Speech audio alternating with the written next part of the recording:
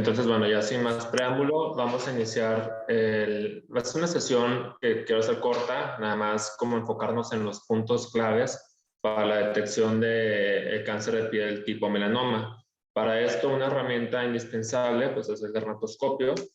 Y antes de iniciar con los algoritmos que utilizamos como diagnóstico para llegar a un diagnóstico de melanoma en una consulta, nada más pues hacer hincapié cómo el dermatoscopio es muchísimo más efectivo y superior a la examinación con simple vista. De hecho, hay muchos estudios, metaanálisis, en los cuales se ha visto que tanto la sensibilidad como la especificidad aumentan de manera muy importante y significativa. De hecho, aquí en la gráfica podemos observar cómo los triángulos rojos que representan el uso del dermatoscopio están muchísimo más arriba, o sea, es más sensible que los círculos azules que representan la examinación con vista simple. Y esto, bueno, es básicamente medicina basada en evidencia y es algo que ya está muy bien establecido. Cuando vemos una lesión en el dermatoscopio, a veces como hay muchos elementos, hay muchos colores, formas, estructuras, pueden llegar a saturar el ojo del observador. Para ello es necesario conocer las estructuras que queremos de manera intencionada encontrar para de esta manera poder llegar a un diagnóstico.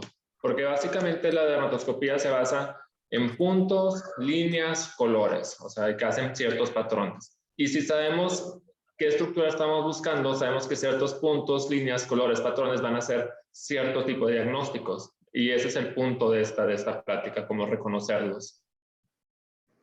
Para ello, vamos, como menciono, son puntos y líneas.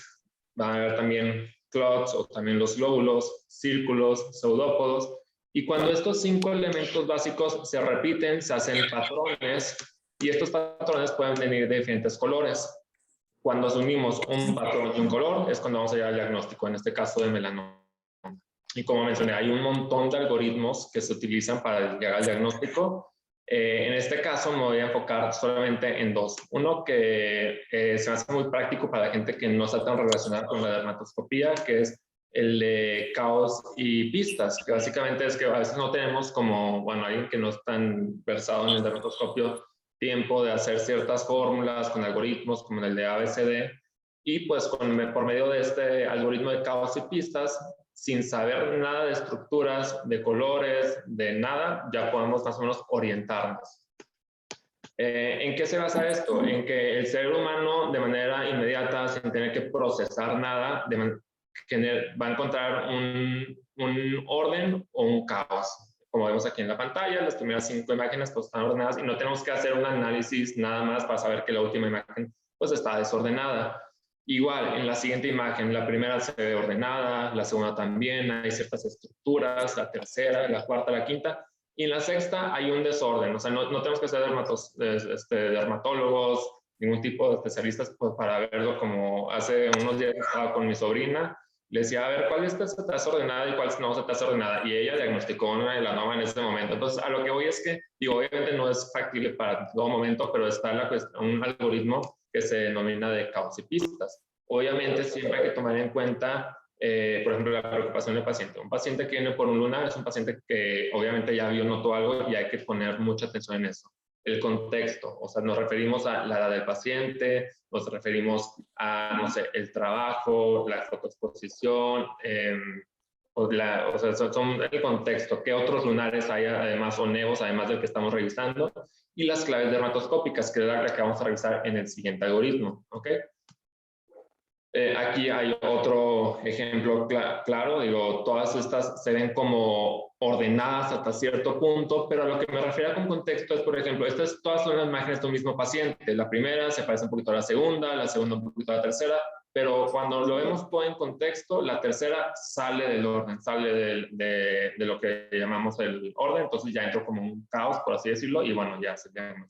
Otro ejemplo de orden en el lado izquierdo y caos del lado derecho, sin caos en el lado izquierdo, con un poquito de caos en el lado derecho. ¿Y cuál es el punto de esto? Tomar decisiones. Si vemos algo que tiene un poquito de orden, pues nada más le damos un seguimiento, o realmente como este, que es un retículo totalmente típico, pues ni siquiera habría por qué darle un seguimiento. Este tipo de lesiones también totalmente benignas, totalmente ordenadas, y ya cuando vemos esto que está un poquito más estructurado, descontracturado, ya pues lo que sería hacer una biopsia, pero antes de entrar a la biopsia, pues obviamente tenemos que tener como todas las pistas, porque por eso se llama el algoritmo de causa y pistas. Las pistas es revisar las estructuras características de un melanoma, que son las que vamos a ver en el siguiente algoritmo.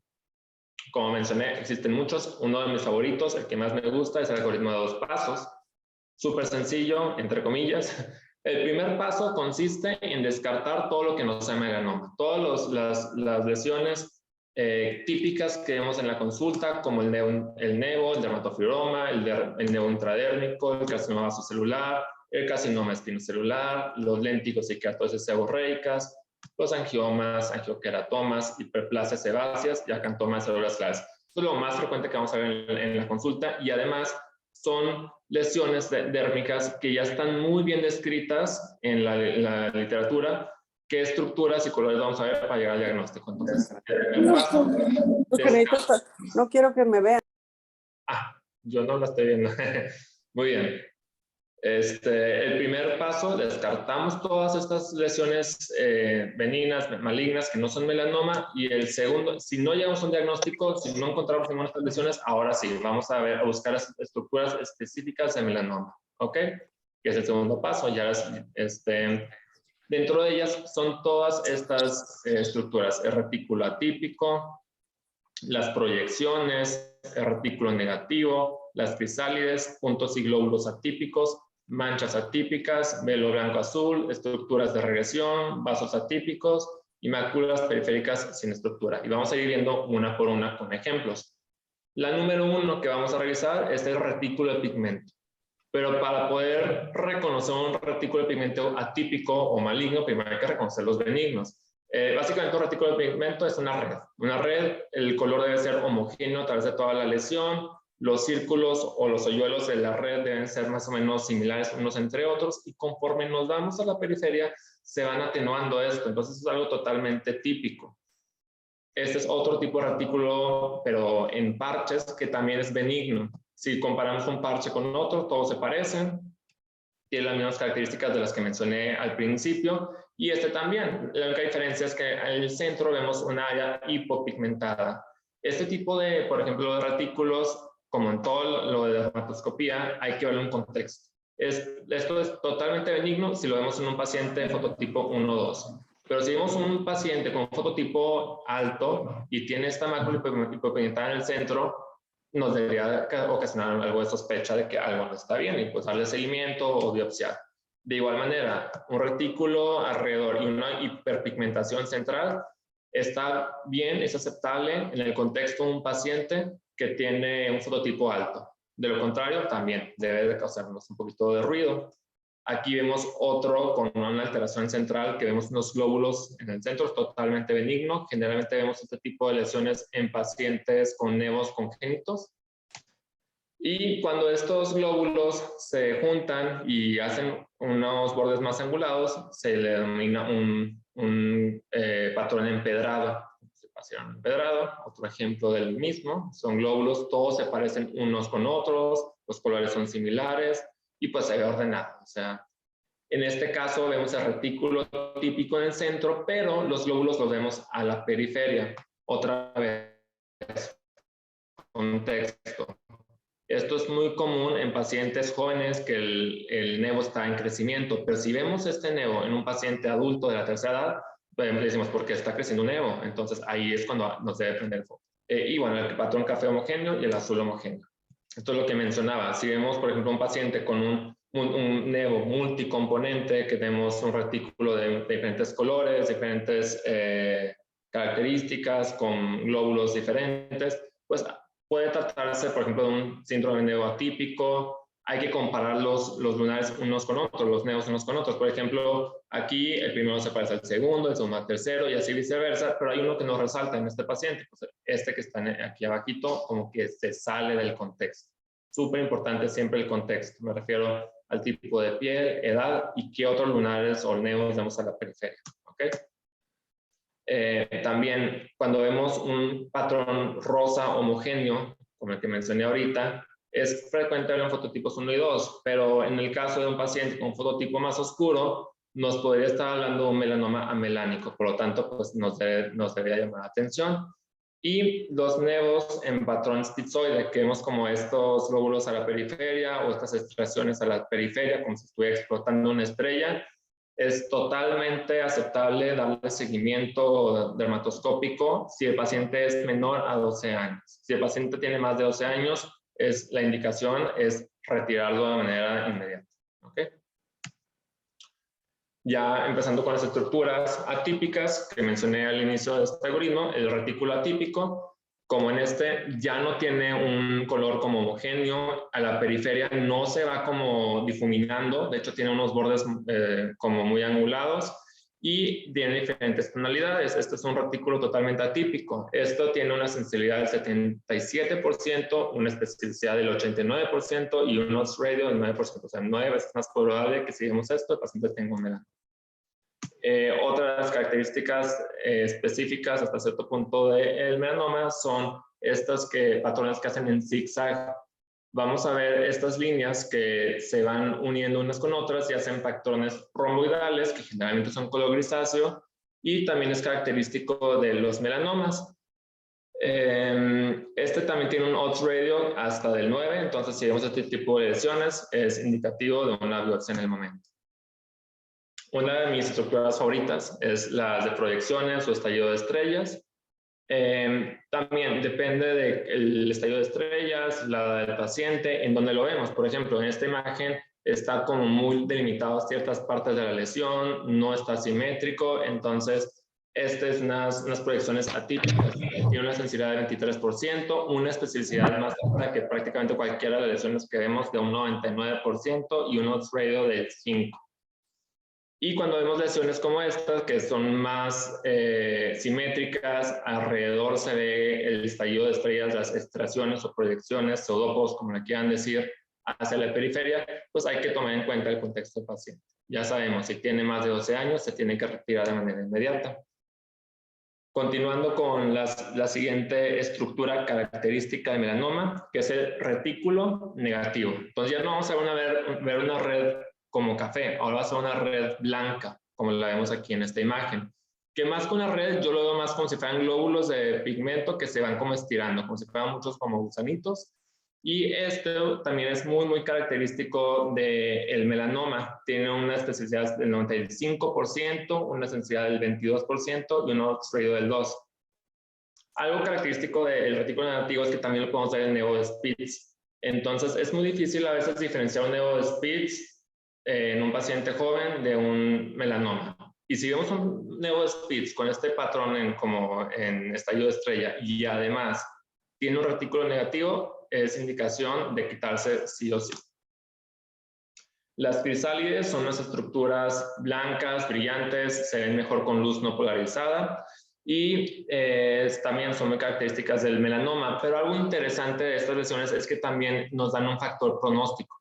Si vemos un paciente que tiene este tipo de lesiones o, bueno, estructuras blanco, brillantes, estiradas, que se ven mejor con luz polarizada, en el 41% de los casos nos estaría hablando de un melanoma invasivo, mientras que solamente el 17% de los casos se va a presentar en un melanoma in situ. Entonces también nos puede aportar un poquito más que solamente el diagnóstico.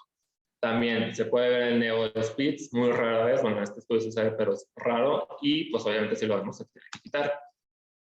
Las manchas atípicas. ¿Cuándo consideramos que una mancha es normal, que es típica, no atípica? Cuando lo vemos en el centro. Como lo vimos en el retículo típico, vemos aquí la área y en el centro, de manera ordenada, sin nada de caos, vemos esta mácula hiperpigmentada en el centro. Pero si ya la vemos a la periferia, eso es algo súper característico de un melanoma, ¿ok? Luego tiene una sensibilidad del 38%, una especificidad alta del 88% y un odds ratio del 4%.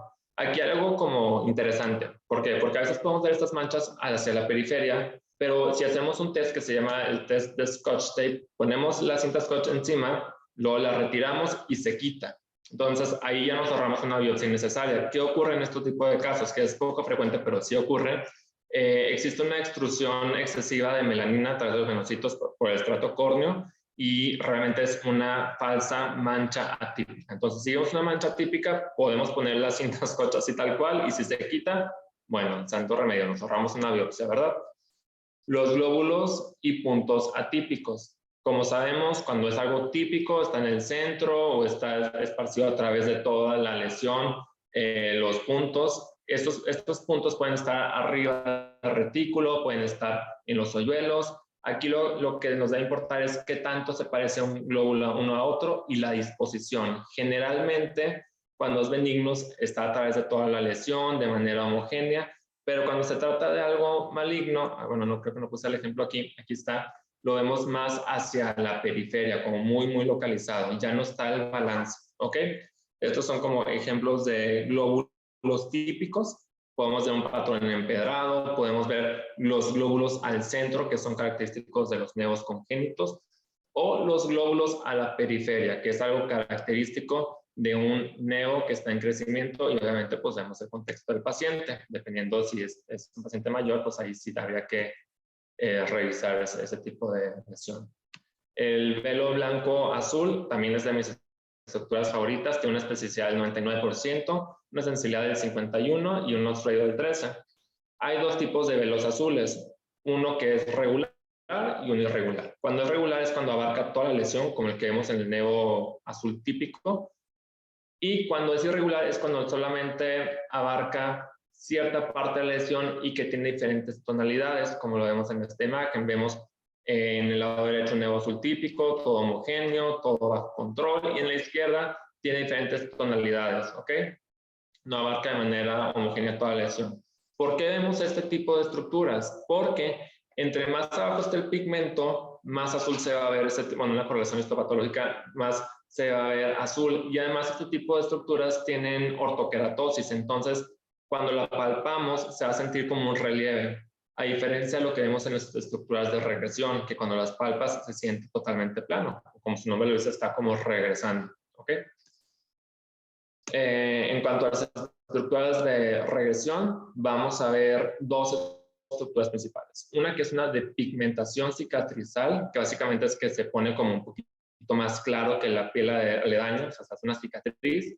Como es una cicatriz, como es fibrosis, pues lo vamos a ver plano, no vamos a ver vasos y podemos ver líneas blancas algo brillantes, bueno, no brillantes, pero sí brillan un poquito. Y además vamos a ver granularidad. Es normal si las granos son menos del 10% de la lesión, pero cuando ya abarcan un poquito más y lo vemos junto con estas estructuras de regresión, que básicamente son como manchas blancas, pues ya estamos hablando de una estructura de regresión que tiene una especificidad del 94%, un odds ratio del 8% y una sensibilidad del 46%. En este tipo de estructuras de regresión, también podemos ver estructuras como tipo velo blanco-azul, pero a diferencia de la que vimos ahorita, son totalmente planas, ¿ok? Otra de las estructuras que tienen un odds ratio súper elevado, más que cualquier otro, son unas máculas periféricas café sin estructura, como la que vemos aquí en esta imagen. ¿Qué ocurre? Mientras está creciendo este melanoma, se van aplanando las papilas dérmicas y hace esta tonalidad como homogénea, empieza a romper como la red de pigmento que veíamos antes en el retículo. Entonces se ve como un café parejito a través de toda la lesión. ¿Y qué es lo padre interesante de esto? Bueno, lo padre interesante es que en un estudio que hicieron en un seguimiento de melanomas muy pequeños, muy incipientes, el cambio número 1 que vieron en la mayoría de los melanomas fue estas manchas café, claro, que se van expandiendo hacia la periferia y generalmente, pues, entre antes lo detectemos, pues mejor, o sea, y son datos muy incipientes. Y si vemos esto, tiene un odds ratio del 28, tiene una especificidad del 96 y una sensibilidad del 63%. Entonces, bueno, son datos como muy sutiles, pero que pueden hacer una gran diferencia en el paciente. Y por último, los vasos. ¿Qué vasos vamos a ver? Básicamente, para ahorrarles todos los múltiples vasos que podemos ver, que son los vasos atípicos, vasos en coma, vasos puntiformes, vasos lineares o serpentinos, áreas rojas lechosas, en sacacorchos. y el patrón polimorfo. Es en amarillo. ¿Por qué? Porque es el patrón más frecuente que vamos a ver en melanoma. ¿Ok? Básicamente se trata de puntos y líneas. Aquí lo difícil cuando revisamos la vasculatura es que es muy fácil borrar los vasos. Solamente se necesita 20 milímetros de mercurio, o sea, de milímetros de mercurio de presión para que se borren estos vasos. Entonces es bien fácil que los borremos. Y entonces pues lo ideal es ponerlo un poquito más lejos del dermatoscopio. ¿Cuáles son los vasos aceptables? Que podemos ver en alguna lesión, los vasos en coma, como en esta lesión que les muestro, que es una lesión benigna. Vemos estos vasos en coma, decimos no vemos ningún otro tipo de vaso, todos son en coma. En lesiones sésiles como elevadas, vasos aceptables. Pero cualquier otro vaso que veamos que no sea dentro de esto, debes llamarle la atención, ¿ok? Sobre todo los que son en patrón polimorfo, que básicamente son puntos y líneas, como en esta imagen, que prácticamente no tienen ninguna de las otras estructuras que mencionamos. Este es un melanoma amelánico, ¿ok? Y bueno, por último, existe como mucha discrepancia hasta cierto punto en algunos congresos con algunos doctores entre el lenguaje descriptivo y la terminología metafórica. Me gustó esta carta a un editor en el cual dicen que más que estar peleados entre el lenguaje descriptivo y la terminología muy como de puntos, líneas, patrones, se debe complementar. O sea, lenguaje descriptivo me refiero a cosas como el estallido de estrella o el velo blanco-azul. Creo que eso nos apoya mucho dentro de los diagnósticos y hace que se nos quede más fácilmente todo esto. Digo, creo que hay algunos estudiantes de medicina que me están viendo ahorita y bueno, nada más como comentarles eso. Creo que se pueden apoyar con el lenguaje metafórico como para que se les quede más rápidamente este tipo de estructuras y pues que nos ayude para que también los médicos generales tengan un poquito más de conocimiento y poder hacer detección de melanoma más temprano para el beneficio del paciente. Y pues bueno, básicamente eso es todo. No sé si tengan alguna pregunta o si quieren continuar con la siguiente plática. Agradecemos mucho tu plática, la verdad es bastante interesante y bien práctica. Y en lo que vamos preparándonos para el siguiente ponente y en lo que lo voy presentando, que es no sé si alguien tenga alguna duda o alguna pregunta.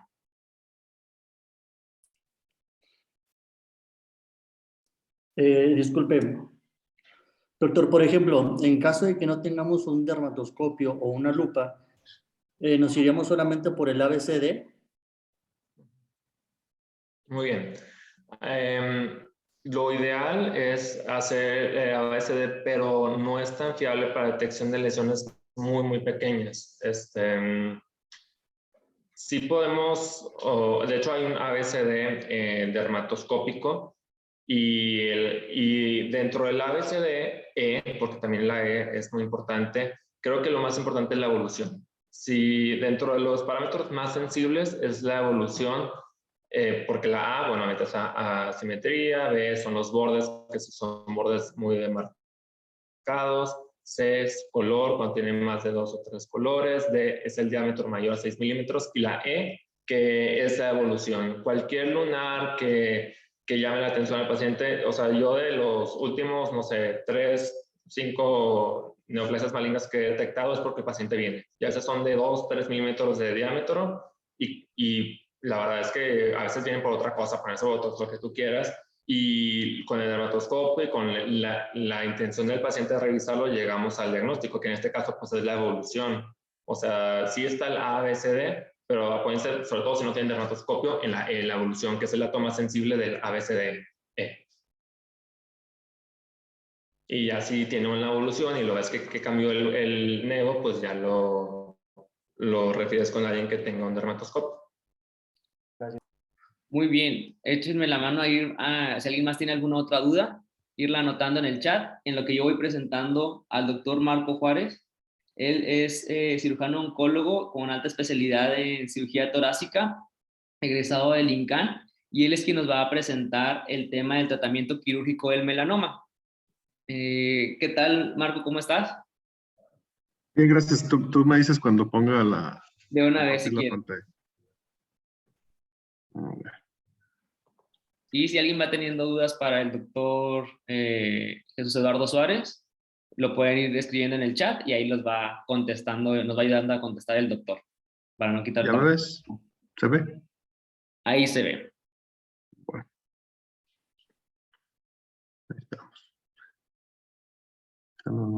Bueno, pues muchas gracias por la invitación. Pues ahí me pidieron que hablara del melanoma, para el tratamiento quirúrgico del melanoma. La verdad es que como es un tema extenso en el cual podemos dar una plática completa, digamos, de un punto muy específico. Lo que voy a tratar de enfocar mi plática, pues es básicamente generalidades en cuanto a la resección y también pues al manejo o el estudio a nivel de los ganglios. Y vamos a revisar 2, 3 estudios principales que hay en cuanto a la toma de decisiones, especialmente del ganglio centinela, y pues al final unas conclusiones. Pues bueno, sabemos que el melanoma es un cáncer que ocupa aproximadamente 1.7% de todos los casos de cáncer en el mundo, y sabemos que aproximadamente está cercano al 1% de las muertes por cáncer. Este es un cáncer que es diferente dependiendo de la región, obviamente en el mundo, tiene mucho que ver con la exposición a los rayos ultravioleta que tenga cada cierto parte del mundo. Quizás sea por eso, pues, que lugares como Australia, Nueva Zelanda son estos que tienen la mayor incidencia y quizá son los que nos han dado algunos de los estudios más importantes. Estados Unidos sabemos que es el quinto cáncer más común, y cuando solamente nos enfocamos a cáncer de piel, pues hasta 2/3 partes de las muertes por cáncer de piel son debido a melanoma. Y aquí lo más importante es que en estadios tempranos, tratados de forma adecuada, más del 90% de los pacientes va a estar vivo si reciben un tratamiento adecuado. Esta es estadística mundial. Ahorita, como vamos a platicar, pues quizá no sea la misma realidad en nuestro país, pero como vemos en esta gráfica, es una tumoración que afecta principalmente a hombres, y actualmente en el mundo ideal pues lo encontramos principalmente en estadios tempranos, ya sea estadios 1, 2, menos en el 3 y menos en el 4. Es más común en el tronco, posteriormente en las extremidades y por último en otras regiones como cabeza y cuello, y la edad promedio es aproximadamente 60 años. Esta gráfica yo la pongo, es una publicación del INCAN, y aquí pues lo que trato de demostrar pues es que todo lo que yo voy a platicar del mundo ideal y de los estudios y todo, hay que verlo con cierta cautela, porque como vamos a ver, los melanomas de nuestro país, pues la mayoría son de un tipo más agresivo, como es el melanoma acral, que se da principalmente en los dedos, por ejemplo, ya sea en los dedos del pie, los dedos de la mano. No está tanto relacionado a la exposición a rayos ultravioleta, son melanomas que suelen ser más profundos en cuanto a su invasión, y la mayoría son melanomas ulcerados. Entonces, esto es importante para cuando platiquemos de las decisiones de tratamiento. Esta gráfica es muy importante y la quiero presentar porque mucho de esto depende de las decisiones actualmente. Y esto pues es mucha de esta información nos la puede dar ya sea la biopsia y los estudios preoperatorios antes de que nosotros decidamos el tratamiento. Sabemos que un melanoma entre más gruesos, entre más profundo y mala, tiene peor pronóstico. Como en muchos cánceres, la afección ganglionar es quizá el factor más importante respecto a la sobrevida. No es igual que la enfermedad se oculte y yo me la detecte en un ganglio centinela, que sea ganglios clínicamente positivos. Actualmente, pues todo esto es como el ambiente donde más se están tratando nuevas terapias, que es lo que va a hablar Irán posteriormente. Obviamente descartar también la enfermedad metastásica y otras muchas variables que podemos nosotros ver específicamente en la patología final. Y esto es nuevamente, no voy a andar mucho, pero aquí lo que vemos empieza con T1 hasta T4, esto es entre más superficial, más profundo. Digo, no hay que ser genio para ver esto. Entre más profundo vives menos, entre más superficial vives más, entre más presencia de ganglios, entre sea ganglios que tú detectas solamente por centinela, contra que sea ganglios francamente positivos, vives menos. Los ganglios ulcerados, perdón, los melanomas ulcerados igual tienen un peor pronóstico, pero nuevamente, si la mayoría de los casos, como tenemos, si se detectan de forma temprana, hasta el 90% van a estar vivos a 5 años. La afección ganglionar, nuevamente, entre más número de afección ganglionar, es peor la sobrevida. Y obviamente, pues cuando ya dividimos aquí la etapa 3, que es la que tiene ganglios positivos, cuando solamente nos enfocamos en ver aquellos que tienen ganglios clínicamente positivos, pues son igual el peor pronóstico. Y es por eso que pues, la estadificación de melanoma, este es de la JCC en su 8ª edición. Como vemos aquí, pues básicamente dividimos los melanomas en base a la profundidad.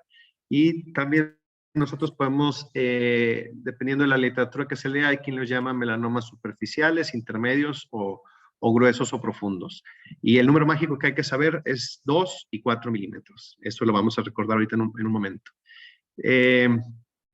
Y este factor que les menciono de la ulceración también se ha demostrado que te eleva pues tu estadio clínico, ¿no?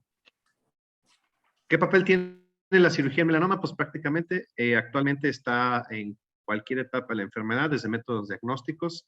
Digo, obviamente los dermatólogos no me dejarán mentir que las mejores biopsias pues son las biopsias por sacabocado, de espesor total, que tratan, digamos, de no deformar tanto una lesión sospechosa que puede ser candidata a tratamiento quirúrgico. Obviamente el manejo del primario, que puede ser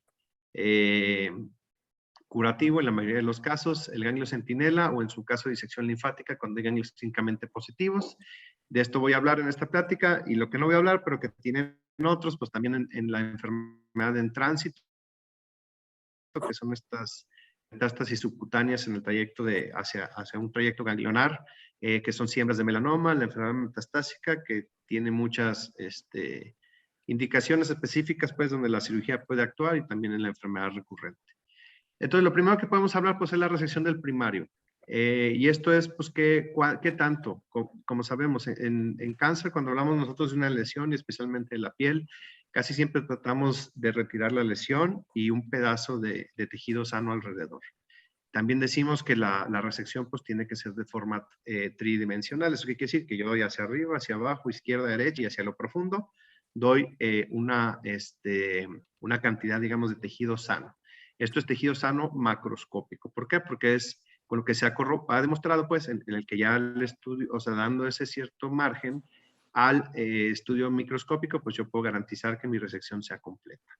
Las primeras guías que tenemos son más o menos de los 70s, y ahorita vamos a ver, pues, cuántos daban como vemos aquí, se usa la escala de Clark, la cual es digamos, más antigua, el Breslow, pero como vemos aquí, pues se basaban en cuanto a profundidad, hacían una recomendación, pero estas eran recomendaciones meramente, digamos, de experiencias, y esto fue en los 70s. No fue hasta, y este es un resumen, digamos que de los estudios que dictan actualmente cuánto tenemos que cortar de tejido sano alrededor de una lesión sospechosa. El primer estudio es el estudio de la OMS que salió en 1988, y como vamos a ver aquí, la comparación entre márgenes, y esto fue algo totalmente aleatorio.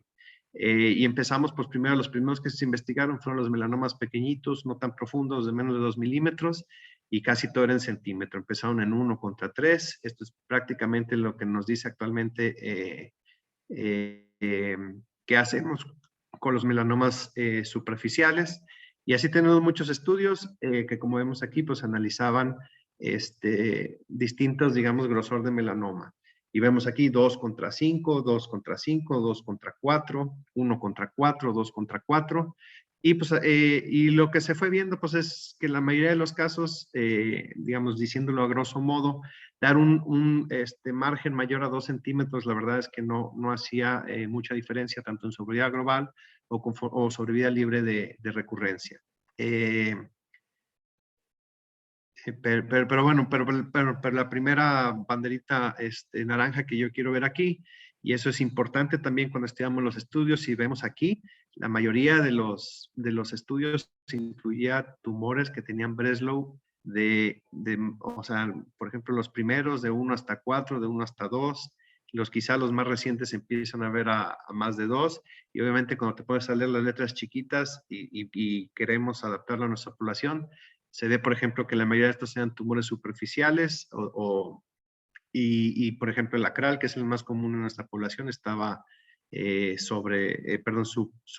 representado.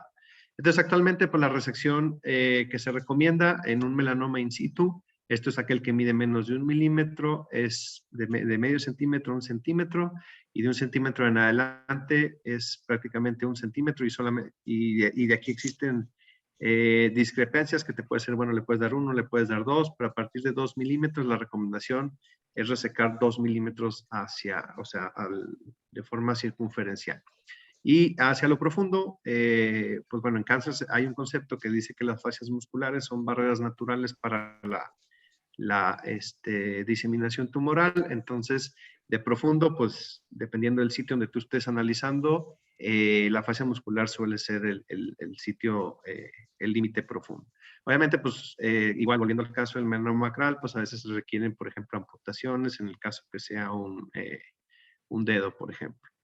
Hay sitios que va a ser difícil y lo pongo aquí, por ejemplo, cabeza y cuello. Es difícil, pues, que yo un melanoma aquí, por ejemplo, de esta región, yo le trate, y que sea profundo, pues yo trate de darle un margen de 2 centímetros, ¿no? O sea, queda un hoyo muy grande. Y se ha visto, pues, igual que hacer márgenes reducidos, que al final lo que importa es que patológicamente estos sean negativos, quizá pudieran ser suficientes. Y es por lo mismo, o sea, y la duda sigue. Y este estudio está corriendo actualmente. Este es un estudio que se empezó en el 2018, donde ya se enfoca específicamente en melanomas que sean más grandes, y ahora ya no estamos en el 2, ya vamos 2 contra 1. Entonces, quizá pues en el 2026 saldrá este estudio, pues veremos a lo mejor ya hasta los melanomas que sean intermedios o gruesos, pues quizá con 1 centímetro sea más que suficiente. Ahora voy a empezar a hablar respecto al ganglio, bueno, a la evaluación ganglionar. El melanoma es un cáncer que siempre, cuando mide más de 1 milímetro, tiene que tener evaluación de los ganglios. Y evaluación de los ganglios, obviamente, tiene que ser inicialmente, ya sea por estudios de imagen, que puede ser un ultrasonido, una tomografía. Obviamente, la clínica los puedes palpar desde el principio. Pero pues actualmente, como vamos a ver, el manejo estándar es algo que se llama ganglio centinela, y ahorita voy a explicar qué es. Y esto se remonta pues a etapas previas donde se ve en la mayoría de los tumores, por ejemplo, podemos verlo en mama, podemos verlo en este caso en melanoma, podemos verlo en muchos otros tumores. Casi siempre nos hemos ido de más a menos, o sea, quitar el tumor y quitar los ganglios regionales. Entonces, estos estudios tan viejos como el 78, pues se veía que cuando yo hacía una incisión electiva, ¿eso qué quiere decir? Que yo decía, bueno, el melanoma está localizado en el brazo izquierdo, entonces yo sé que los ganglios regionales serían los de la axila del mismo lado, entonces se hace una resección del primario y la axila. Y aquí se veía pues que los que yo hacía resecciones electivas, le llamamos nosotros, ¿eso qué quiere decir? Que aunque no tuviera ganglios únicamente positivos, yo se los quitaba y después estudiaba y a ver si me brincaba uno ahí. Se veía que esto, pues, a la larga les iba mejor, aquellos que se habían ido a disección electiva. Y esto fue muchísimos años. Y fue hasta, por ejemplo, estos estudios que son de finales de los 90, pues se sigue viendo exactamente lo mismo, que hacer disecciones electivas contra hacer solamente observación, pues existe un beneficio ahí quizá de un 7% en el que se mejoraba la sobrevida a largo plazo. Y esto fue la ley en el tratamiento de melanoma por muchísimos años. Y no fue hasta que llegó este señor, el doctor Donald Morton, en 1991, donde se vino a revolucionar totalmente el manejo que nosotros hacíamos a los ganglios linfáticos en melanoma. Él, digamos, se copió un estudio que se ha hecho en los 60 y nadie había tomado en cuenta, en el cual se veía, pues, que si yo hacía una inyección de un colorante en alguna parte del cuerpo, pues había como una migración predecible de ese colorante, y que pues eventualmente se podía utilizar para evaluar drenaje linfático. Entonces Donald Morton lo que hizo, pues es que hizo un modelo en el gato, y él veía que pues dependiendo de dónde le inyectaba el colorante había 3, digo, en el hombre pues puede ser, no sé, el cuello, las axilas, las ingles. En el gato hay 3 regiones, dependiendo de dónde tú lo migres. Y pues él veía que, así fue investigando, pues que había ¿cómo se dice? Un drenaje predecible, y fue así como él en su centro, que es el Centro de Cáncer John Wayne, pues empezó a validar esto. Y después lo publicó, y muchos publicaciones hicieron reproducible lo que él dijo. Bueno, aquí tenemos un estudio americano, un estudio en Australia, un estudio en los Países Bajos, Todos prácticamente decían que con solamente utilizar colorante tenías una tasa de detección del ganglio. Pues ¿eso qué quiere decir? Que tú lo inyectes y lo encontraras, es cercano al 90-98%. Ya después vendrán los estudios que nos dirían, pues, qué importancia tendría que un ganglio estuviera positivo o no. Y después de esto, él empezó solamente con colorante. Como les digo, hay varios tipos. El que usamos más en nuestro país es uno que se llama azul patente. En Estados Unidos usan el azul isosulfuro. Y posteriormente, pues vendrían otras técnicas que actualmente también utilizamos, como pueden ser las técnicas con sustancias radioactivas, que se las come el ganglio y tú las puedes detectar. Otros que utilizan sustancias magnéticas, pero pues actualmente lo que se ve es que cuando tú combinas dos técnicas, pues elevas bastante y cercano al 99% cuando tú combinas una técnica de colorante con radiofármaco, por ejemplo. ¿Cuándo es el radiofármaco importante? Pues en sitios que tienen drenaje ambiguo, ¿no? O sea, un sitio que tiene drenaje ambiguo, por ejemplo, es el tórax o la espalda. Una lesión aquí o atrás se puede migrar a una axila o a la otra axila o a las ingles, por ejemplo. Esas son las que son un poquito más difíciles de tratar y por eso se recomienda que se hagan los dos. Y volviendo al tratamiento del melanoma, pues aquí lo que hacemos, y lo que lo decía, los estudios importantes del melanoma se llaman así MSLT. El MSLT1 fue lo que el doctor Morton, por lo que hizo es que comparó la información que ya tenía de su centro, que había hecho esta inyección de ganglio centinela y donde él decía pues que las tasas de detección estaban cercanas al 88% cuando hacía solamente una técnica, 95% cuando los mezclaba. Pues él propuso un estudio donde ya invitó a varios centros que ya habían hecho varios, y aquí lo que se hacía era hacer la resección contra hacer solamente observación o la resección y hacer ganglio centinela. Este estudio pues corrió y estuvo durante varios años y este estudio finalmente se publicó en el 2006. Aquí lo único que nos dijo pues fue que los pacientes pues se llevaron a una aleatorización en donde a algunos se les hacía la resección y ganglio centinela y nada más. Si se mandaba a estudiar rápidamente, si salía positivo, se hacía una disección en ese mismo momento y si se hacía, y después en el estudio definitivo salía positivo, se hacía una disección linfática diferida. Y la comparación era solamente resecarlo, no evaluar los ganglios, y después solamente estar vigilando y cuando brincara pues la presencia de enfermedad a nivel de los ganglios, hacer la misma cirugía que le tocaba. Entonces, al final, pues lo que ocurre y esto es, como digo, un parteaguas en el tratamiento del melanoma, es que de estos, la mayoría de los pacientes que tuvo ganglios positivos se supo que solamente en el 88% era un solo ganglio el que iba a tener enfermedad. Era difícil que yo, digamos, hiciera más, digamos, resecara más ganglios y que me salieran positivos. De estos, al final, tenemos que solamente el 16% tuvo o requirió de la linfanectomía y el de observación 15%. ¿Qué es lo importante que nos dice este estudio? Y se demuestra en esta gráfica. Que los pacientes que tú operabas y les hacías el ganglio centinela y hacías la disección inguinal completa o los vigilabas, pues sabemos que no iban a vivir más. O sea, no iban a tener una sobrevivencia aumentada específica al melanoma, ni tampoco un periodo libre de enfermedad. Pero ¿qué se veía? Y es lo que vemos aquí, que si tú los vigilabas, pues cuando volvieran, y es lo que vemos en esta gráfica, pues muchos de esos, la enfermedad volvería a distancia, pues no necesariamente a nivel ganglionar o ganglionaria a distancia. Entonces es por eso que pues actualmente lo que sabemos del ganglio centinela es que tiene un factor pronóstico. ¿Por qué? Porque a mí me permite que yo evalúe si hay enfermedad oculta o no. Yo sé que le va a ir peor a uno que tiene enfermedad oculta al que no lo tiene. Pero digamos, hacer más, esa duda fue la que quedó pendiente para el siguiente estudio. Y a los 10 años, pues se siguió corroborando, digamos, estos hallazgos. Entonces, ahora lo que sigue, y esto igual pasa en muchas otras enfermedades, como el cáncer de mama, por ejemplo, es que, bueno, yo ya hice un ganglio centinela, ahora yo quiero saber si es necesario hacer algo más cuando un ganglio es positivo. Y aquí ya estos estudios que yo estoy hablando, 2006 y todo, o sea, la cirugía tiene su nicho, pero aquí es donde empieza a despegar ya los estudios y toda la información que tenemos de las nuevas terapias como es la inmunoterapia, y por eso cada vez vamos a ir viendo que va a ser menos necesario ser más agresivo en cuanto a los ganglios en melanoma.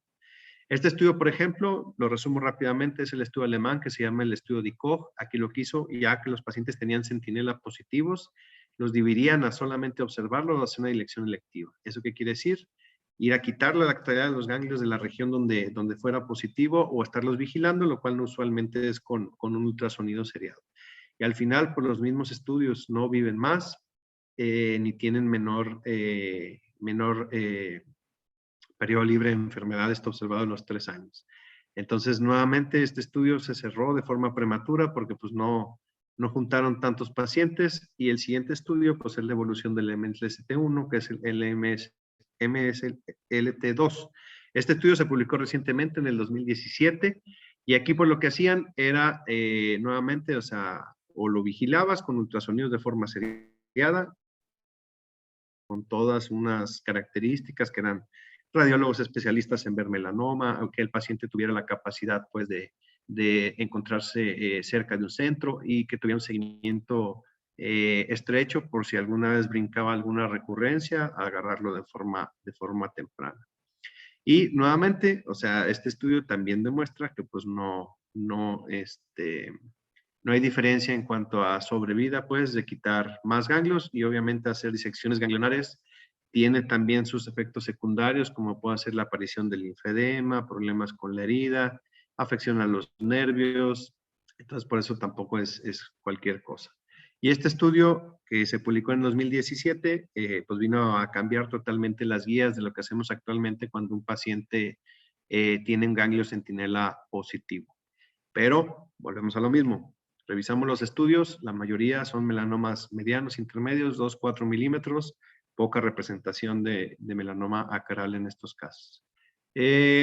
Cosas especiales que puede tener el ganglio centinela y que se ha investigado y actualmente pues queda así como ofrécelo, pero discútelo con el paciente. Aquellos melanomas que sean menos de 1 centímetro, sabemos que la posibilidad de afección ganglionar cuando es menos, especialmente menos de 75 milímetros, puntos, menos de 1 milímetro, 0.8 milímetros, es sumamente rara, podríamos obviarlos.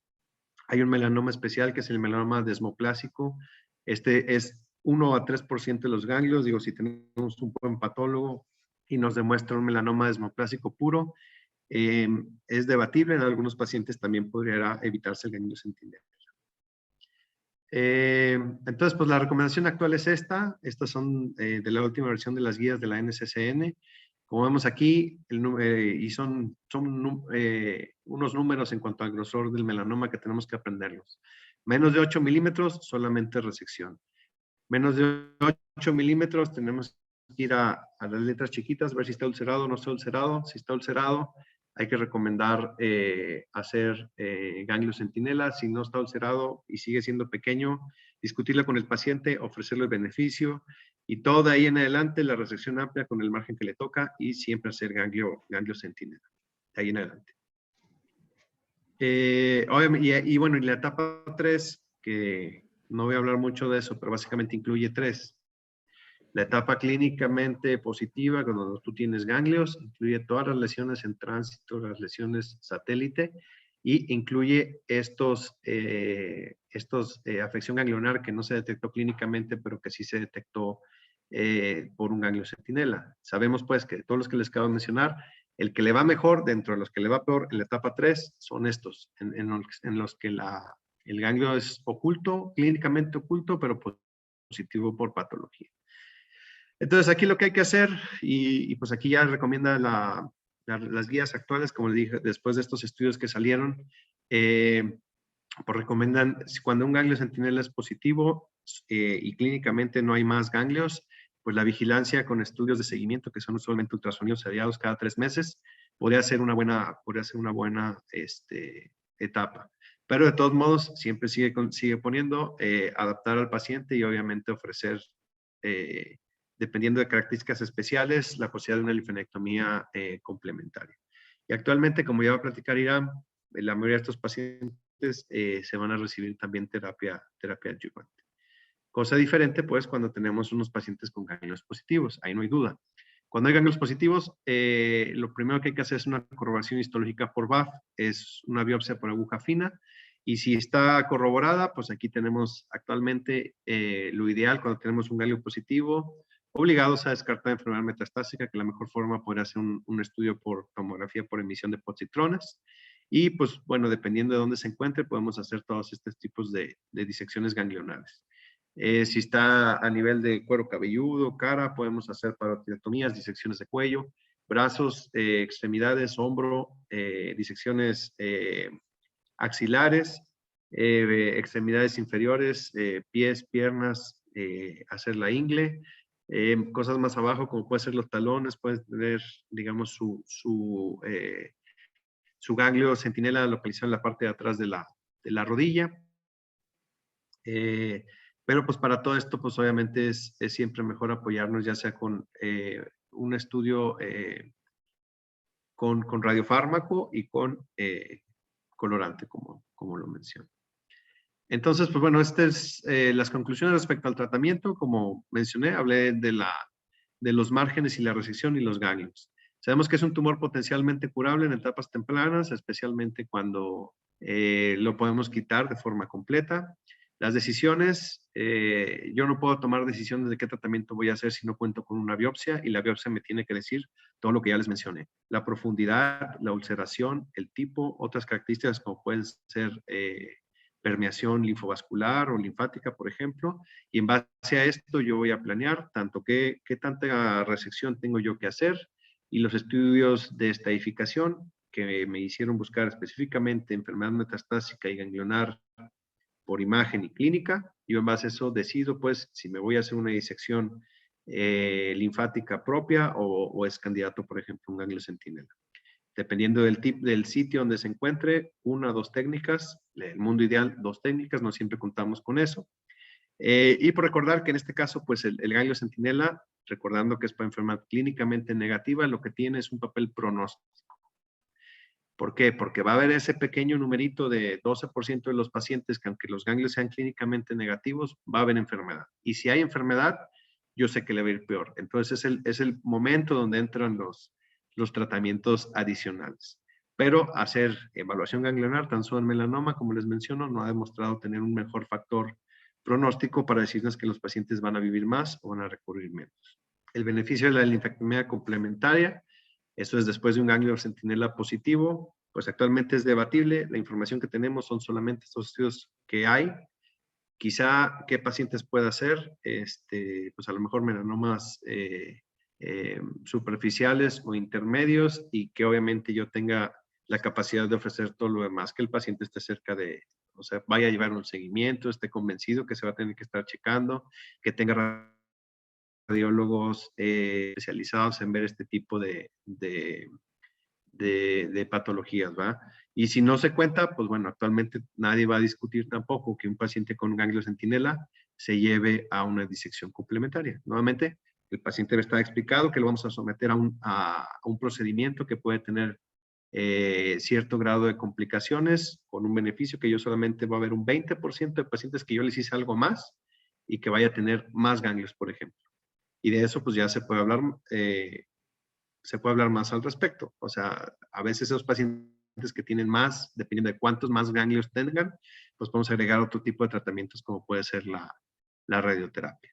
Y obviamente lo más importante es lo que siempre nos mencionaban pues en nuestro entrenamiento: hay que comprender la realidad epidemiológica de nuestro país. Recordemos, lamentablemente nosotros tenemos tumores más ulcerados, tumores más profundos y tumores acrales, los cuales tienen un comportamiento totalmente diferente a lo que mencionan por los estudios con los que contamos, ¿verdad? Y pues bueno, eso sería todo. Pues cualquier pregunta estoy abierto a ellos.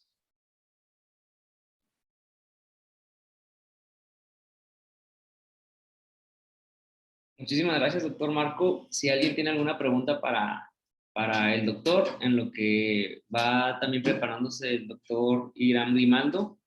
Él es médico internista y médico oncólogo egresado de Médica Sur, y él nos va a preparar él nos preparó el tema de tratamiento médico en el melanoma, y nos va a hablar estos últimos 20 minutitos sobre este tema. Si alguien va teniendo alguna pregunta para el ponente o los ponentes que ya han participado, pues lo pueden escribir aquí en el chat, y yo sé que ellos con todo gusto nos lo van a estar contestar.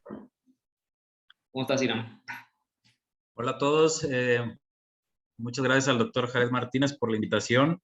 Y pues vamos a empezar con el tema.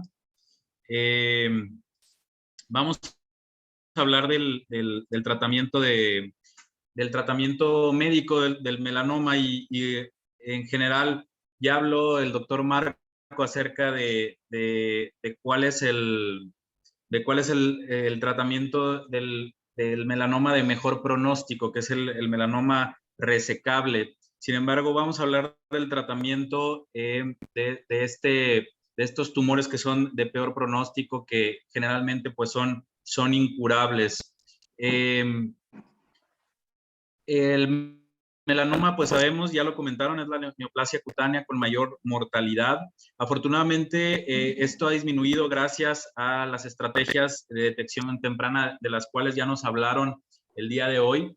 Y la comprensión, es muy importante comprender la biología molecular, ya que esto ha permitido el día, hoy por hoy, tener mejores estrategias terapéuticas.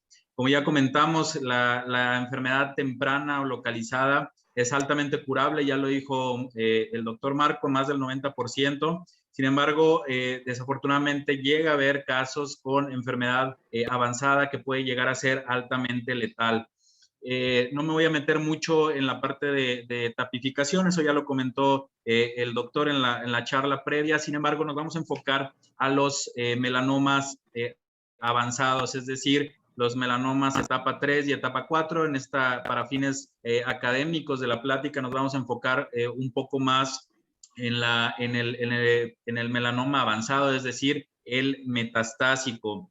Y vamos a dedicar algunos minutos, algunas diapositivas a hablar del melanoma etapa 3, que es el melanoma que ya está en los ganglios, una vez que se ha resecado completamente. El único de ellos que se puede decir que es incurable ya es cuando el melanoma se ha esparcido sistémicamente, ya sea a otros órganos o a ganglios a distancia.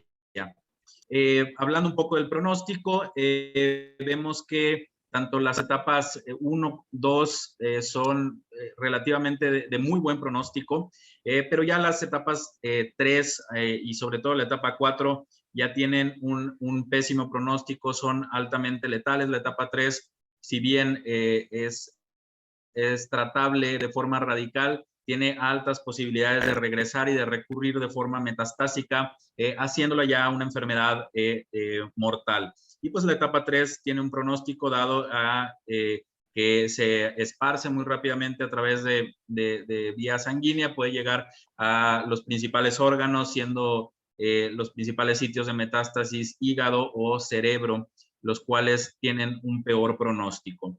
Hablando del tratamiento del melanoma, ya entrando en el tema, anteriormente, y esto es algo importante, que antes del 2010 prácticamente era una enfermedad de pésimo pronóstico. Si bien hoy el pronóstico del melanoma es malo, antes era mucho peor, ya que no contábamos con algún tratamiento específico. Lo único que teníamos actualmente para tratar esta enfermedad era medicamento con quimioterapia. Una de ellas era dacarbazina, que era la más conocida, pero también otras estrategias de tratamiento como quimioterapia, como carboplatino, paclitaxel, y tenían realmente muy bajas tasas de respuesta con muy mala supervivencia del paciente que se trataba. Entonces, realmente anteriormente no había mucho impacto y no había beneficio en dar tratamiento a esta enfermedad realmente. Posteriormente vinieron tratamientos experimentales a los cuales denominamos citoquinas o citocinas, que son la interleucina 2 y la interferón, pero estos eran realmente bastante tóxicos y realmente no producían un beneficio claro, principalmente en supervivencia o en tasas de respuesta. Pero después de esto vino la era más importante de la inmunoterapia a partir del 2010, tanto de la inmunoterapia como de la terapia dirigida, que esto vino a cambiar y a revolucionar completamente, no nada más el tratamiento del melanoma, sino el tratamiento de la oncología en general, ya que fue en melanoma donde se cubrió o se aplicó inicialmente estos tratamientos modernos y que hoy por hoy pueden ser utilizados en otros tumores. Hasta antes de esta nueva era, teníamos con el tratamiento con quimioterapia sobrevidas globales de menos del 25% a un año. Posteriormente, y hoy esta es la realidad actual, a un año podemos tener sobrevidas globales. Sabemos que es una enfermedad incurable, pero podemos llevar a un paciente a una supervivencia más allá del 70%. Es muy importante hablar del perfil molecular del melanoma, ya que esto es la base para el tratamiento. Sabemos que el melanoma, a medida que va avanzando, va ganando cada vez más mutaciones y es un tumor que cada vez se va volviendo más aberrante genéticamente hablando. Y si bien, como pueden ver en la primera diapositiva de arriba, esta es la vía molecular normal del melanocito para la vía de replicación celular y la vía de producción de melanina. Depende mucho de una vía muy importante que es la vía de la MAP quinasa, que son estas moléculas de tirosina sinasa que se van activando arriba abajo hasta llevando al núcleo celular, produciendo factores que permiten la supervivencia y el metabolismo de la célula. Sin embargo, ya en el melanoma, toda esta vía, si se fijan en una vía normal, está activada de una manera muy ordenada. Sin embargo, ya cuando tenemos una mutación, ya sea en las vías de BRAF o de MEK, estas mutaciones se activan sin la necesidad de tener un factor de crecimiento que lo estimule. Entonces, esto es importante porque precisamente esto es lo que va a hacer que sea una célula independiente mutada que pueda replicarse más rápidamente.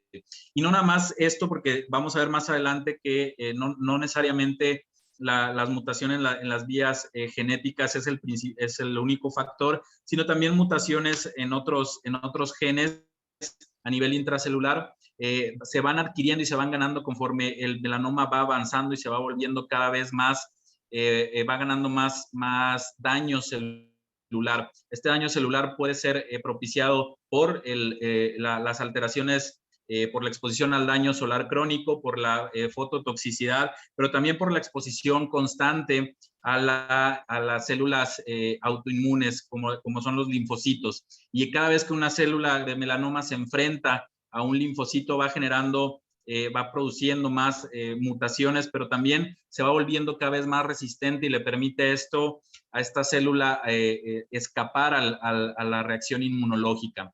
Esto también es importante porque esto genera el comportamiento biológico del melanoma, genera subtipos clínicos especiales.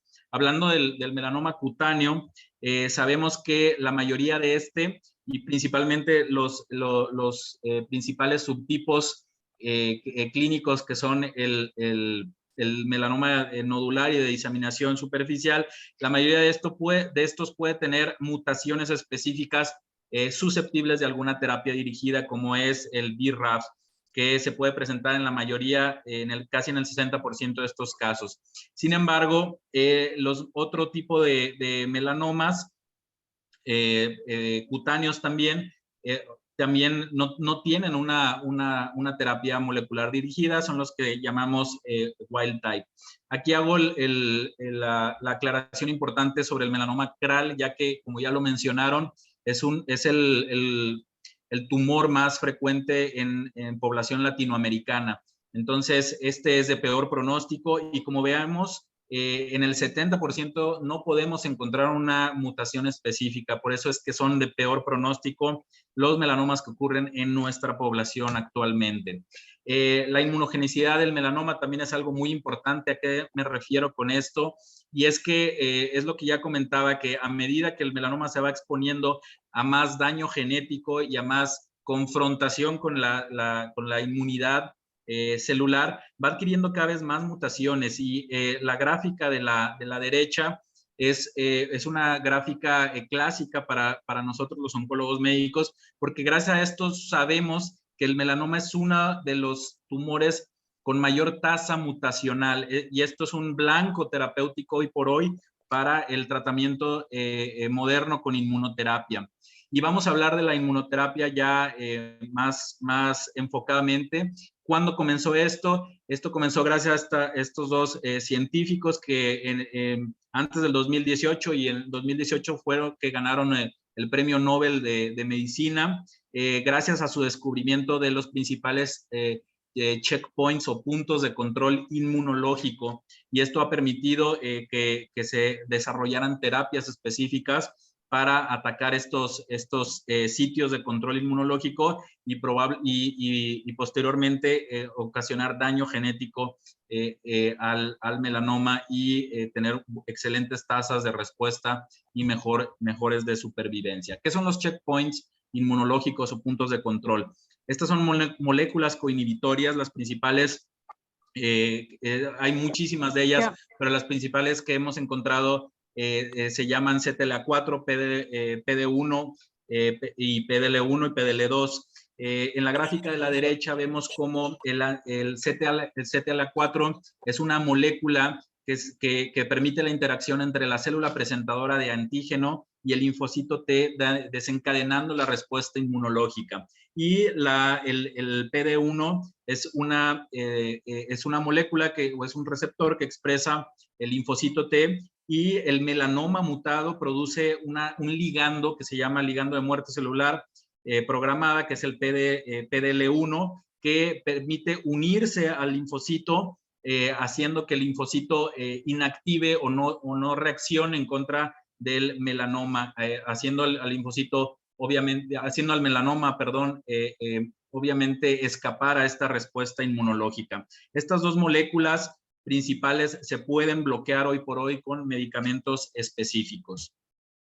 Y vamos a hablar del primero de ellos. El primero de ellos en estudiarse fue una molécula llamada ipilimumab, que es un anticuerpo monoclonal dirigido contra precisamente esta molécula CTLA4, y vemos que ipilimumab, que es un tratamiento que se aplica de forma intravenosa, se demostró una ventaja en sobrevida global, a diferencia de otras terapias. En este estudio, que fue el primer agente de inmunoterapia en demostrar beneficio, y fue el primero estudiado.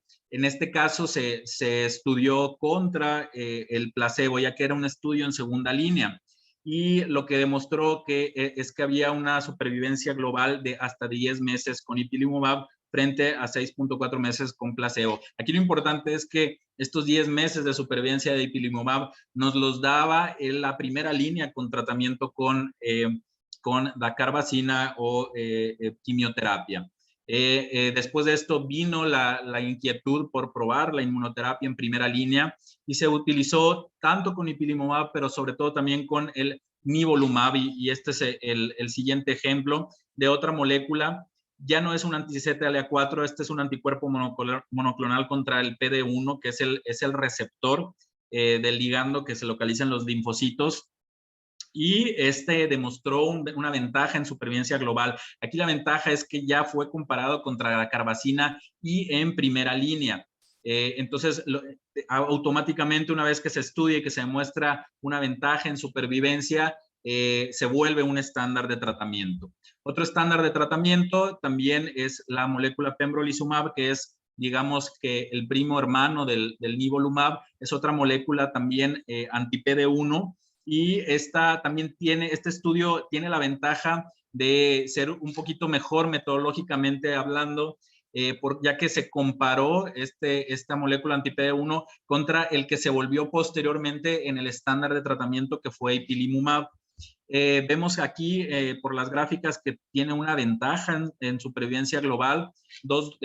Cualquiera de estas dos dosis de tratamiento con pembrolizumab comparado con el ipilimumab. A 2 años, los resultados de este estudio nos demostraron que pembrolizumab fue superior tanto en supervivencia global, 50% de los pacientes vivían más de los 2 años contra 39% de los pacientes con ipilimumab. Eso es muy importante porque estaba desbancando a la que ya se había vuelto la molécula estándar.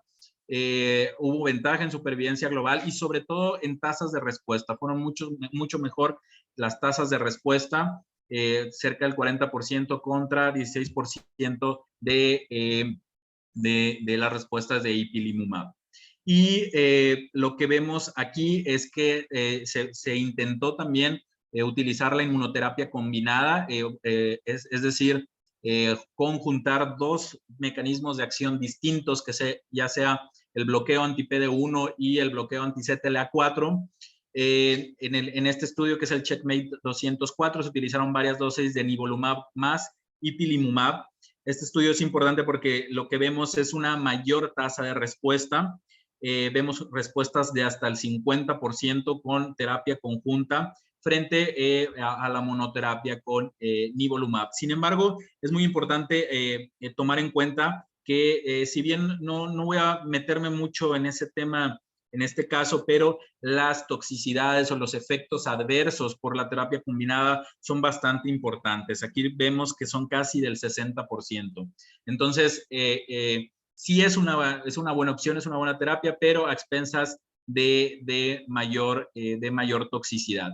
Aquí lo importante es que la inmunoterapia combinada puede ser utilizada para mejorar las tasas de respuesta, y ya veríamos más adelante cuál es el paciente indicado para, o el paciente mejor seleccionado para poder recibir una terapia combinada, y a cuál paciente le pudiéramos dar mejor una terapia en monodroga.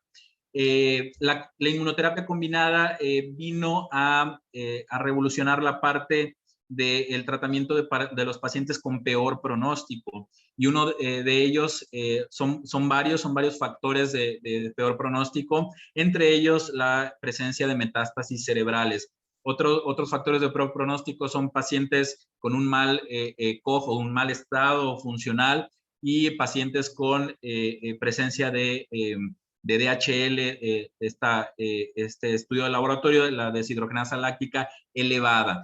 Entonces, en este estudio se utilizó la misma, es un estudio derivado del estudio del CheckMate 204 que comenté anteriormente, y aquí lo que vemos son tasas de respuesta intracraneal bastante buenas, mayores al 50%, y beneficio clínico del 57%. Inclusive tasas de respuesta extracraneal, es decir, en hígado, en pulmones, en ganglios no regionales, cercanas del 47%. Y una vez que en la gráfica de abajo vemos que una vez que los pacientes tienen beneficio clínico y logran la primera respuesta, esta respuesta es mantenida en el tiempo, y más del 50% de los pacientes puede mantener una excelente respuesta por un tiempo prolongado. Entonces, estas son un poco las ventajas del tratamiento combinado. Vamos a hablar un poco acerca de la terapia dirigida en melanoma, cambiando el tema de la inmunoterapia. Y vemos que también esta es otra opción terapéutica muy importante, que es la presencia o la posibilidad de poder bloquear vías celulares del melanoma mutado, y esto es principalmente BRAF. BRAF está mutado en el 50 al 60% de los casos, ya lo habíamos comentado, pero también hay otras mutaciones como NRAS en el 20%. Desafortunadamente no tenemos un bloqueador terapéutico, pero sí de BRAF y de MEK, y ahorita vamos a ver más adelante por qué utilizamos los dos en conjunto. Todo esto, lo que llamamos esta vía mutacional, que es una de las principales en el melanoma, se llama la vía de la MAP sinasa. Vemurafenib fue el primer medicamento que fue aprobado para el tratamiento de BRAF. Esto ya es diferente, son inhibidores de tirosin sinasa, son medicamentos que pueden ser administrados de forma oral, y este medicamento logró una excelente tasa de respuesta y una supervivencia libre de progresión, una supervivencia global buena, sin embargo, no a expensas de la supervivencia libre de progresión, que realmente era demasiado mala. Aquí lo que vemos con Vemurafenib, que lo que sucedió fue que teníamos excelentes tasas de respuesta, pero en un periodo muy corto de tiempo, y se empezó a estudiar por qué cuál era la razón de este fenómeno, y empezamos a estudiar otras moléculas. Lo que se demostró una vez que vimos que había realmente una progresión muy rápida al Vemurafenib es que rápidamente los pacientes que empezaban con un bloqueo de BRAF empezaban a tener activaciones por sí mismas, sin ser una mutación como tal, pero mutaciones activadas de la vía de MEK. Entonces, se buscó un inhibidor de MEK que pudiera al mismo tiempo darse en conjunto para lograr mejores respuestas. Y se utilizaron, se vio que había, que eran compatibles y que podían lograr buenas tasas de respuesta y buenos desenlaces tanto en sobrevida global. Posteriormente vino la opción de probar estos medicamentos a nivel de estudios clínicos, la terapia conjunta de dabrafenib con trametinib o un inhibidor de BRAF con un inhibidor de MEK contra la terapia con dabrafenib sola o vemurafenib solo. Y vemos que el tratamiento combinado mejoró la supervivencia libre de progresión. Si anteriormente era de 5 meses, llegó a tener casi el año completo de mejoría antes de que el paciente llegara a progresar. Entonces, sabíamos que la supervivencia global ya estaba dada de por sí, pero lo importante era lograr mejores tasas de sobrevida libre de progresión y se logró con la terapia combinada. Entonces, esto también se volvió un estándar de tratamiento, principalmente esta combinación de dabrafenib con trametinib, que fue la primera estudiada en este contexto y fue la que demostró ser positiva para mejorar desenlaces oncológicos en estos pacientes. Hay otros inhibidores de BRAF y de MEK. No voy a hablar de todos ellos a detalle, ya que la mayoría de ellos no disponemos de los medicamentos actualmente en nuestro país, pero sí disponemos de dabrafenib y trametinib y disponemos de vemurafenib. Cobimetinib hoy por hoy no lo podemos encontrar y encorafenib tampoco. Pero vamos a ver esta gráfica en medio. Dabrafenib y trametinib nos da unas tasas de respuesta cercanas al 70%. La gran ventaja con estas moléculas es que tenemos tasas de respuesta completa del 18%. Esto es algo bastante bueno. Y supervivencias libres de progresión de 11 meses, como ya comentamos, y supervivencias globales mayores a los 2 años. Entonces, es una excelente opción de tratamiento. Y lo más nuevo, esto es una publicación del año de hace 2 años, y vemos que se ha intentado también conjuntar en estos pacientes con BRAF mutado, conjuntar la inmunoterapia con este doble bloqueo que es la inhibición de BRAF de la vía de la MAP-cinasa, de BRAF y de MEK. Este estudio intentó utilizar 3 agentes. Atezolizumab, este es otra molécula de inmunoterapia, pero esta ya bloquea específicamente el ligando, no bloquea el receptor que se localiza en el linfocito T. Bloquea el ligando de muerte celular y se utilizó junto con vemurafenib y cobimetinib. Y este estudio nos demuestra que la supervivencia libre de progresión es el doble de los pacientes que tienen solamente la inhibición de BRAF y MEK. La supervivencia global todavía en este estudio no está madura, pero esto es el futuro y probablemente esto vaya a tener unos excelentes resultados. Hoy por hoy todavía no podemos decir que sea un estándar, pero ya es algo que se está estudiando y muy probablemente en poco tiempo vaya a convertirse en un nuevo estándar de tratamiento. Hoy por hoy, esta es la forma en que tomamos una decisión terapéutica para tratar el melanoma metastásico. Y es que hay que dividir al paciente en su pronóstico y en qué tanta enfermedad tiene. Pacientes con mal estado funcional, pacientes con peor pronóstico, con DHL elevada o múltiples metástasis. Lo primero que hay que hacer es determinar si tiene o no el estatus de BRAF. ¿Y esto cómo se hace?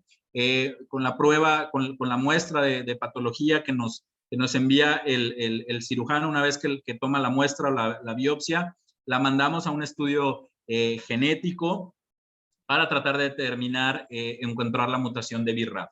Y si esta es positiva, tenemos dos opciones. Podemos iniciar con la terapia combinada con ipilimumab y nivolumab, que es la inmunoterapia combinada, o podemos empezar con los inhibidores de BRAF y de MEK. Hoy por hoy no hay un estándar, no hay algo que nos indique que tengamos que utilizar una u otra. Es aceptable utilizar cualquiera de las dos terapias.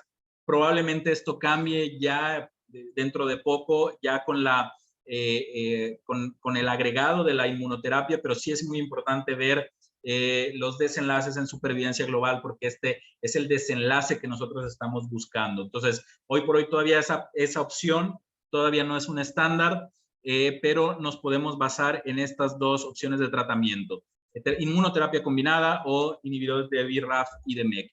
¿Cómo tomamos esa decisión? Puede ser si requerimos una respuesta mucho más rápida. Esa respuesta más rápida está dada por el inhibidor de BRAF y de MEK, pero si requerimos una respuesta más prolongada en el tiempo, podemos empezar, y no nos urge, ya que sea un paciente menos sintomático, podemos empezar con terapia con ipilimumab o nivolumab.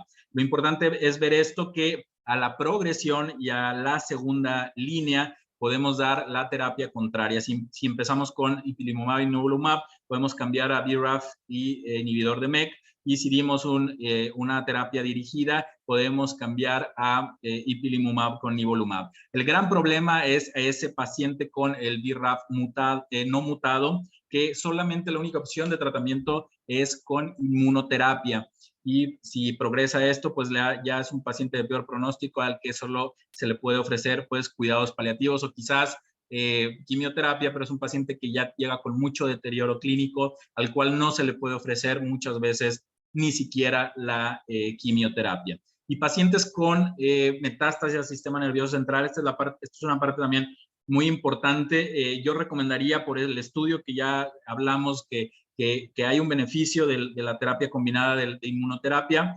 Yo recomendaría iniciar con ipilimumab y nivolumab, pero tampoco está contraindicado iniciar también con una terapia dirigida. A la progresión, ya lo vimos, es igual, hay que dar tratamiento lo contrario a lo que se le dio.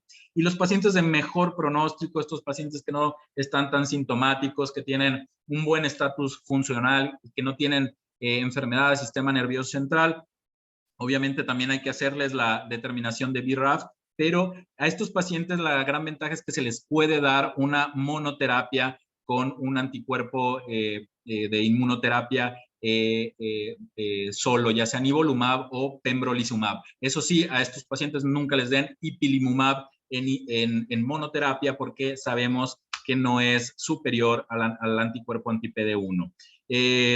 Posteriormente, si progresan estos pacientes, podemos pensar en darles un inhibidor de BRAF o de MEK. Inclusive estos pacientes, la opción, si progresan, muchos de ellos progresan con enfermedad del sistema nervioso central, y se puede optar por dar un tratamiento de inmunoterapia combinada.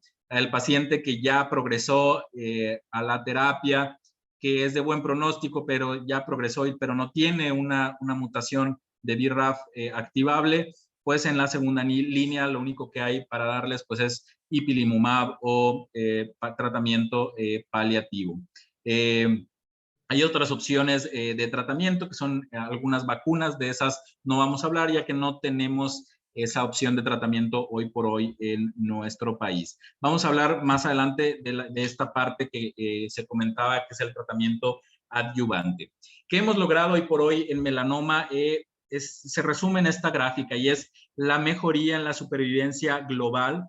La podemos tomar a los 2 años, que la gran mayoría de los estudios toman este corte de los 2 años, y podemos ver que antes en la terapia, en la era de la quimioterapia, la tasa de supervivencia era muy mala, menos del 10%, y hoy por hoy se ha logrado mejorar bastante, arriba del 60%, gracias a las nuevas moléculas, y lo que viene es, pues puede resultar aún mejor con la combinación de estos mecanismos de acción. Aún así, sigue siendo una enfermedad potencialmente mortal, a la cual suele tener un peor pronóstico. No nada más lo que logramos es a nivel de estudios o a nivel del papel, pues, sino también es a nivel clínico, y hemos logrado llegar a tasas de respuesta completa que ya vimos que pueden llegar a ser cercanas al 20%, pero es así de dramática la respuesta con estas terapias. Principalmente, este es un paciente que se trató con el bloqueo con inhibidores de tirosina sinasa. ¿Cómo podemos mejorar el pronóstico? Pareciera que probablemente hasta aquí hemos llegado en la mejoría del pronóstico de los pacientes con peor supervivencia. A estas supervivencias a 2 años del 60%, pero ¿cómo pudiéramos mejorar el pronóstico global del melanoma? Y es a través de utilizar tratamiento en etapas un poquito más tempranas. Y vamos a hablar un poco del tratamiento adyuvante del melanoma. No me voy a detener ya mucho en esto. Ya habló el doctor Marco de esta parte. Estos son los pacientes con ganglios positivos, la enfermedad localmente avanzada, y esto es precisamente, él ya dijo la razón por qué es una enfermedad de peor pronóstico, porque muchos de ellos tienen ya enfermedad oculta ganglionar que no se reseca, y probablemente esta es la que va a causar problemas más adelante o a generar metástasis, haciendo un tumor incurable. Es por esto que hemos empezado a utilizar estos estudios que ya habían demostrado la ventaja en resultados oncológicos en la enfermedad avanzada. Los empezamos a utilizar en la enfermedad completamente resecada, es decir, el melanoma en piel que se reseca completamente y que sale positivo ganglio centinela, o que sale o que tienen enfermedad clínicamente positiva ganglionar y que se reseca con una disección ganglionar electiva.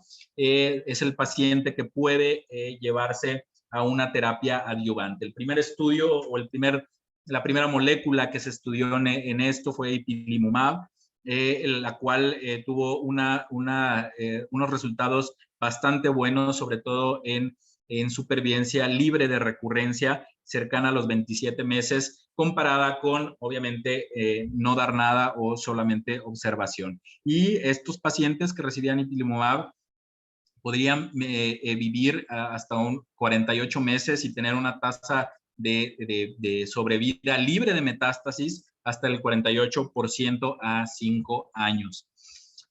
Posteriormente se intentó utilizar el nivolumab, y este es el nuevo estándar de tratamiento hoy por hoy, ya que este estudio tiene un mejor diseño metodológico, ya que fue comparado contra el estándar previo, que fue ipilimumab, y vemos, y tiene la otra ventaja que también fue estudiado en el melanoma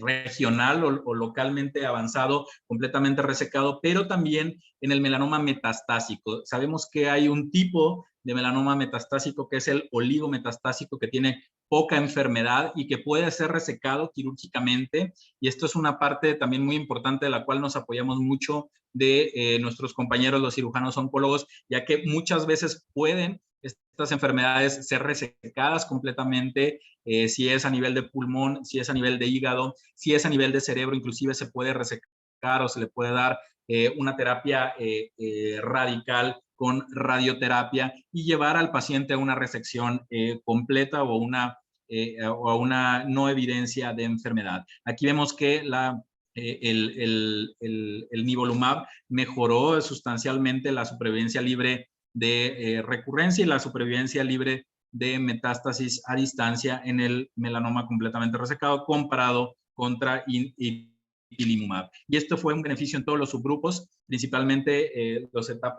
cualquiera de los etapa 3. Se recomienda que esto se haga a partir de la etapa 3B y 3C o la etapa 4, pero también hay algunos casos en los que se puede dar este tratamiento con la enfermedad más temprana, que es la etapa 3A. Otras opciones que también han sido demostradas, ya hablamos aquí del nivolumab, que yo me inclinaría más por declararlo como tal el tratamiento estándar en adyuvancia, pero también se ha se ha probado el beneficio de la terapia dirigida y que también tiene excelentes desenlaces oncológicos.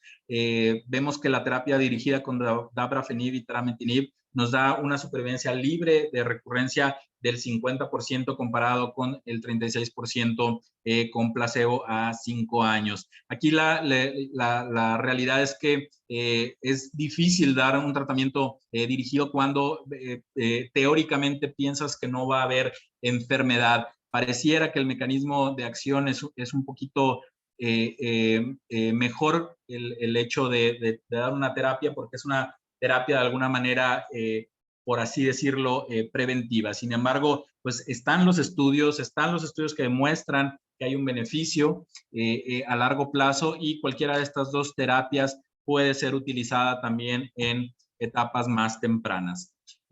Para terminar con las conclusiones de esta sesión, me parece que ya lo hemos dicho varias veces, el melanoma es una enfermedad de mal pronóstico, es una enfermedad letal. Sin embargo, tiene hoy por hoy cada vez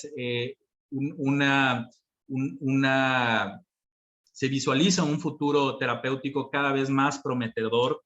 Las características biológicas del melanoma lo hacen un excelente blanco terapéutico para nuevas opciones de tratamiento. Ya lo dijimos, inmunoterapia, ya lo dijimos, terapia dirigida, pero no perder de vista que sigue siendo hoy por hoy una enfermedad incurable, y el futuro para mejorar los desenlaces va a estar en tratar la enfermedad en etapas más tempranas. Hoy por hoy ya se está estudiando, si ya se estudió la adyuvancia, ya se está empezando a estudiar también la neoadyuvancia, que esto es darlo en etapas tempranas, antes de ser llevado a una resección quirúrgica. Y esto sería todo de mi parte.